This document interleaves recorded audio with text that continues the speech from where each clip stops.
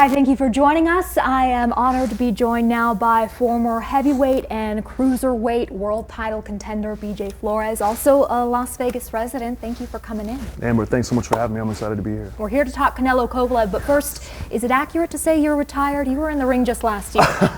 I mean, in my mind, I feel like it is. In my mom's mind, if you ask her, make sure she will tell you that I'm retired, and we're kind of on the same page about that. Unless I got a big offer, a big opportunity, I think I'm good. Canelo Kovalev is an extremely intriguing fight because you think, Canelo, how can he lose? He hasn't lost in 6 years. He's shown improvement in every fight. He's dynamic, and then he's going up against an aging Kovalev, 36 versus 29 years old, but moving up 2 weight classes to do it. And you can speak to how big of a deal the weight difference makes. Amber, it makes a huge difference, first of all. And, you know, Canelo, you touched on a couple points that are very important. Canelo hasn't been beaten in 6 years.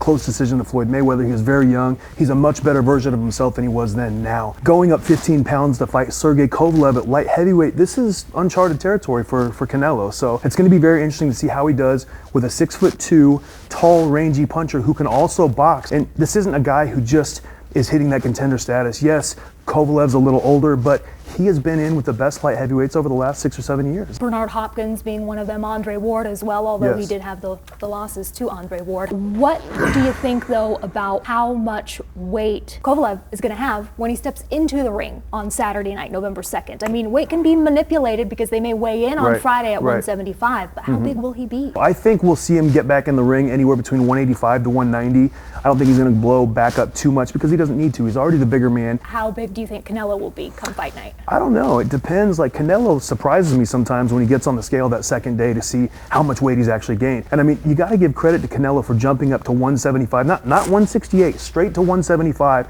and fighting the kingpin. Maybe Arthur Beterbiev, maybe Sergey Kovalev. He's a little older, but Kovalev has been the kingpin for a long time. Going right to 175 and fighting this guy, is Canelo nuts? Which makes me think that Kovalev stands to lose more in this fight. I mean, I don't think so, because this is by far Kovalev's biggest payday. They're looking at this fight as, hey, look, Kovalev's older now. He's beat everybody he needs to beat. Let's put him in with a fresh challenge. Canelo's that challenge. I mean, Canelo's a guy moving up. Is he going to have the power to keep Kovalev off? And I mean, I've got a couple interesting points about this fight. I mean, Kovalev's a very good boxer. He's not just a power puncher. So I think the boxing ability he showed against Alvarez in the second fight, now training with Buddy McGirt, I feel like that type of ability is going to help Kovalev, you know, outbox Canelo at times. So Canelo better be ready for that. Who has the better chin? You know, Canelo's got a great chin. He really does. And that war he had with Kirkland before he knocked him out, Angulo, some of those guys got in slugfest with him, but he was just way too sharp. As he moved up in weight, he pretty much has bowled everyone over. So he's got a great chin. But at 175, again, like, if Kovalev fought everybody who Canelo's fought so far, he'd be undefeated. Who do you think is mentally stronger? Because it was just maybe a couple years ago that we saw Kovalev here in Las Vegas getting bullied by Andre Ward. One thing we need to remember about Andre Ward, top amateur gold medalist, undefeated, fought the gauntlet at 168, fought everybody put in front of him for the Super 6 tournament. Andre Ward is an absolute savage, and not only did he do everything that he was supposed to do in the ring, he lived the life outside the ring. He was very Bernard Hopkins-esque. That's Andre Ward. So when people say, oh man, Andre Ward beat him, like, Andre Ward is probably the best super middleweight ever and one of the top, you know, fighters over the last 10 to 15 years, one of my favorite fighters. So a lot of people get bullied by Andre Ward. Can Canelo do what Andre Ward did? I don't think so. I think, you know, even though this is a different version of Kovalev, it's an older Kovalev.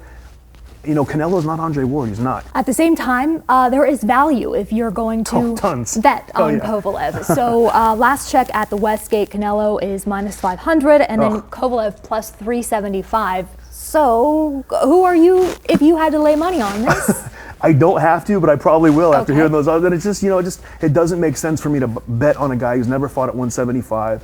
You know, his first fight at 175 against, you know, an aging champion, but a champion nevertheless, a guy who's beating good guys. Anthony Yarde, his last title defense, he was an undefeated fighter. He was very good.